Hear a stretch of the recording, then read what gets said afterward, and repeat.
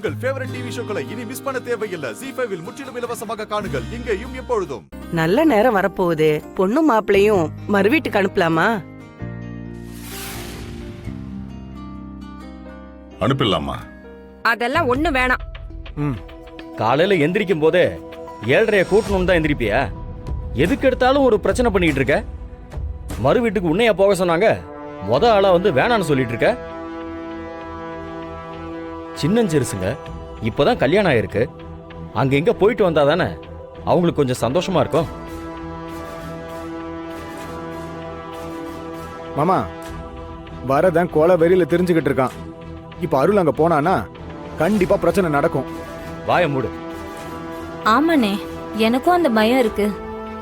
அம்மா, அப்பா பெரிய மீச வச்சிருக்காருன்றதுக்காக சும்மா அப்பாவை பூச்சாண்டி மாதிரி சொல்லி பயமுறுத்திட்டு இருக்காதம்மா. அப்பா ஒன்னும் அவ்வளவு மோசமானவர்லாம் கிடையாது, ரொம்ப நல்லவர் தான். அதனால என் வாழ்க்கையை அழிக்கணும்லாம் நினைச்சு அவர் எதுவும் பண்ண மாட்டாரு.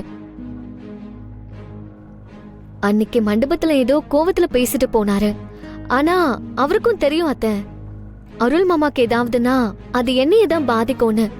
அதனால நாங்க போனா எங்களை கண்டுக்காம போவாரே தவிர வேற எதுவும் பண்ண மாட்டார் அத்தை.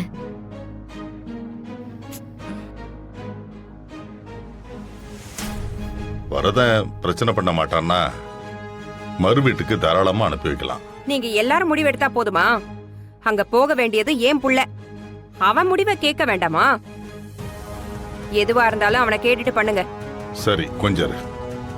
அருள், நந்தினி, கரிகாலன், கொஞ்சம் வரீங்களா?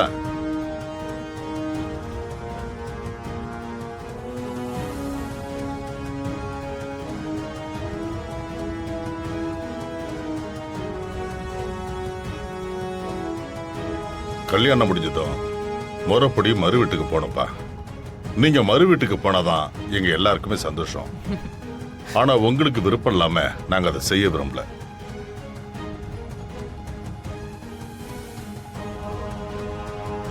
கரிகாலா, நீ என்ன சொல்ற?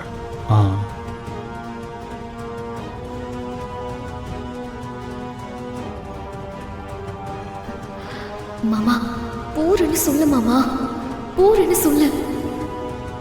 முரன்றப்ப போய் தானே பார்க்கணும். போறேன்.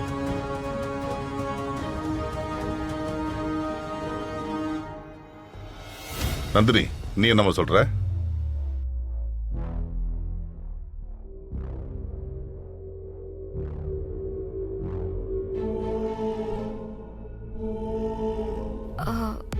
போயிட்டு வரேன் மாமா.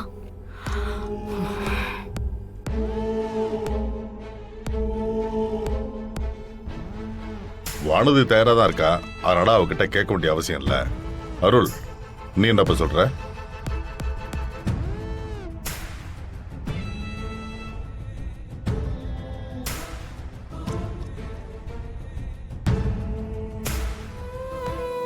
அருள், என்னப்பா?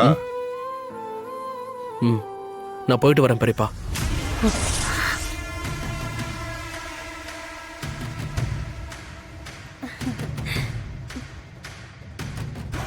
ZEE5 ஆப்பை டவுன்லோட் செய்து அனைத்து எபிசோடுகளையும் இலவசமாக பாருங்க.